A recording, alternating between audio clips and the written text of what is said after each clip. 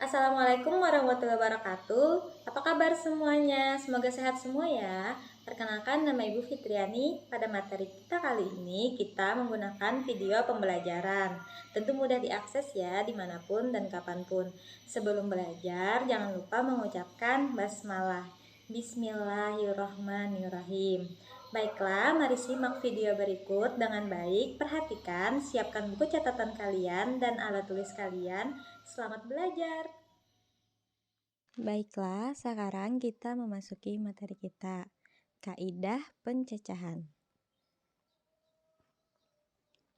Nah, sebelum memasuki materi inti, kita akan mengulang kembali tentang pencacahan atau bilangan cacah.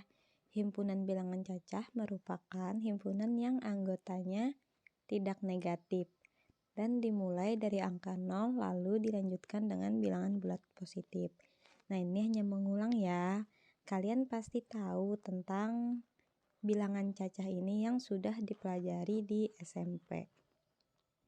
Kemudian kita lanjut ke materi inti. Apa itu kaidah pencacahan? Ibu sebutkan, kaidah pencacahan merupakan suatu aturan yang digunakan untuk menghitung banyaknya hasil yang memungkinkan dari suatu percobaan. Kaidah pencacahan dibedakan menjadi dua, yaitu aturan penjumlahan dan aturan perkalian. Nah, sebelumnya Ibu mau meminta kalian mengambil pensil, spidol, dan sebuah pulpen. Ambil semuanya satu buah ya. Nah, setelah kalian mengambil, coba kalian pikirkan bagaimana cara menggunakan pensil itu, pulpen itu, dan spidol itu secara bersamaan. Pasti tentu tidak bisa ya.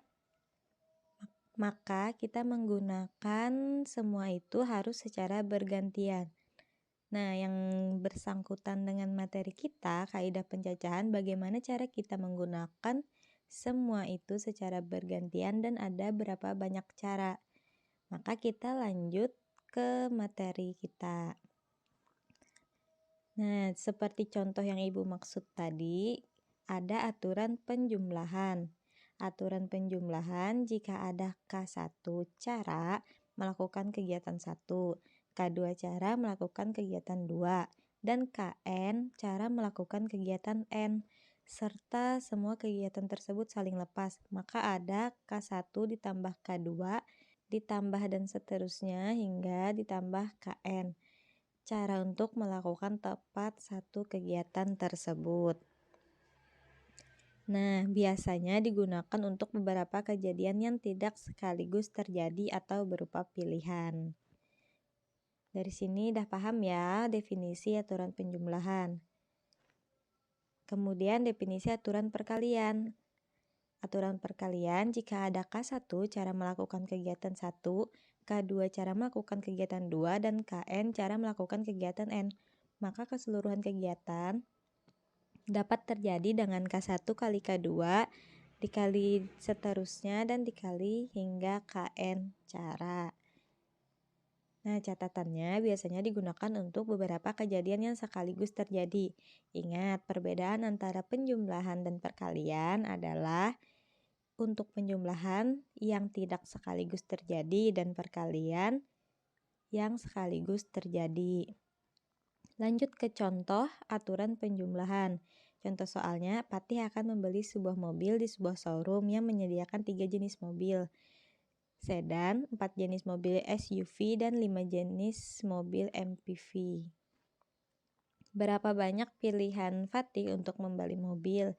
Nah, seperti yang Ibu suruh ke kalian tadi, pada mengambil sebuah pulpen dan pensil dan sebuah spidol itu hampir sama dengan contoh soal di aturan penjumlahan. Perhatikan ya. Nah, maka banyaknya pilihan Fatih membeli mobil adalah 3 ditambah 4 ditambah 5 sama dengan 12 cara. Nah, kita ingat lagi yang perintah Ibu tadi, pada sebuah pulpen, sebuah pensil, dan sebuah spidol, maka tinggal kita jumlahkan menjadi 1 pensil, 1 pulpen, dan 1 spidol, yaitu adalah 3 cara. Jadi sampai sini paham ya anak-anak? Kita lanjut ke contoh berikutnya. Dina memiliki 4 mobil, 3 sepeda motor, dan 2 sepeda. Berapa banyak cara Dina pergi ke kantor dengan kendaraan yang dimilikinya? Nah, sangat mudah sekali kan? Berarti kita tinggal menjumlahkan saja semuanya. Jadi, banyaknya cara Dina pergi ke kantor dengan kendaraan yang dimilikinya adalah 4 ditambah 3 ditambah 2 sama dengan 9 cara. Kenapa bisa menjadi 4, 3, dan 2? Karena Dina memiliki 4 mobil, 3 sepeda motor, dan 2 sepeda. Maka kita jumlahkan semuanya menurut aturan penjumlahan dan menjadi 9 cara. Tentu sudah jelas ya anak-anak. Kita lanjut ke contoh aturan penjumlahan yang berikutnya. Ina memakan buah-buahan yaitu 3 potong mangga, 4 iris semangka, dan 8 potong pepaya. Berapa banyak cara Ina memakan buah-buahan tersebut? Maka dengan aturan penjumlahan adalah banyak cara Ina makan buah-buahan tersebut adalah 3 ditambah 4 ditambah 8 sama dengan 15 cara. Nah, tentu mudah sekali kan untuk contoh terakhir dari aturan penjumlahan ini. Kemudian ke contoh aturan perkalian. Ibu bacakan soalnya. Tony memiliki 3 baju dan 2 celana. Berapa banyak cara Tony memasangkan baju dan celana yang dimilikinya? Maka ibu tuliskan bajunya karena ada 3, ibu tuliskan B1, B2, dan B3. Dan karena celananya ada 2, maka ibu tuliskan C1 dan C2. Karena di sini memasangkan, maka seperti definisi aturan perkalian, Tony menggunakannya secara sekaligus. Maka ini termasuk aturan perkalian. Sudah jelas sekali ya anak-anak. Dan ibu tuliskan untuk baju pertama, Tony bisa menggunakan celana 1 atau celana yang kedua. Maka ibu tuliskan B1 dan C1. Dan untuk celana keduanya B1 dan C2. Untuk baju kedua pun sama, C1 dan C2. Maka dituliskan B2 dan C1, B2 dan C2. Dan untuk baju yang ketiga juga sama menggunakan C1 dan C2. Maka sama dengan B3 C1 dan B3 C2.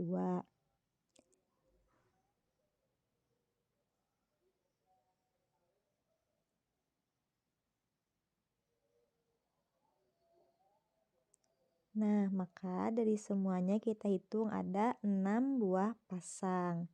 Maka 6 cara memasangkannya. Tentu mudah ya untuk hitungan secara manualnya. Akan tetapi misalnya Tony memiliki baju yang sangat banyak hingga mencapai 20 atau sampai 50, maka cara manual ini akan menjadi sulit dan memakan waktu. Maka dari itu akan ada aturan perkalian, yaitu dengan aturan perkalian adalah 3 dikali 2 sama dengan 6 cara. Nah, jauh sangat mudah sekali ya anak-anak dengan menggunakan aturan perkalian. Dan bisa kita lihat hasilnya pun sudah sangat jelas sama. Ibu anggap paham ya sampai di sini. Kita lanjut ke contoh yang keduanya. Hendra memiliki 4 kemeja, 6 celana, dan 3 sepatu. Berapa banyak cara Hendra memasangkan pakaian yang dimilikinya? Nah, sudah Ibu kasih tahu ya, tadi kita cukup menggunakan aturan perkalian yaitu 6 dikali 5 dikali 3 sama dengan 90 cara. Nah, sangat mudah ya kalau sudah menggunakan aturan perkalian, kalian tidak perlu capek lagi menggunakan hitungan manualnya. Lanjut ke contoh aturan perkalian berikut. Dari kota A menuju kota C harus melalui kota B. Kota A ke kota B dihubungkan oleh 3 jalur berbeda, dan kota B ke kota C dihubungkan oleh 4 jalur berbeda. Berapakah banyak cara Budi dapat pergi dari kota A ke kota C? Pertama kita bikin ilustrasinya yaitu kota A, kota B, dan kota C. Kemudian kita hubungkan dengan setiap jalurnya. Dari A ke B 3 jalur dan dari B ke C 4 jalur. Nah, bisa kalian hitung ya, misalnya dari A ke B menggunakan jalur 1, jalur 2, dan jalur 3. Misal A ke C dengan menggunakan jalur A1 dan B1. Kemudian dilanjut dari A1 ke B2, dilanjut dari A1 ke B3 dan A1 ke B4, dan seterusnya di A2 menuju B1, A2 menuju B2, dan A2 menuju B3 hingga A2 menuju B4. Kemudian dari jalur ketiga, A3 ke B1, A3 ke B2, A3 ke B3, dan A3 ke B4. Kita bisa jumlahkan ya semuanya. 4 kali jalur tertentu hingga 4 ditambah 4 ditambah 4 menjadi 12 cara. Untuk mempermudah kita menghitung secara manual tadi, maka ada aturan perkalian. Dengan aturan perkalian, maka kita cukup mengalikan saja 3 dikali 4. Mengapa 3 dikali 4? Yaitu 3 jalur dan 4 jalur. Maka kita dapat hasilnya adalah 12 cara. Tentu sangat mudah sekali ya anak-anak menggunakan aturan perkalian. Nah, selesai sudah materi yang Ibu berikan, kemudian Ibu akan membacakan kesimpulannya.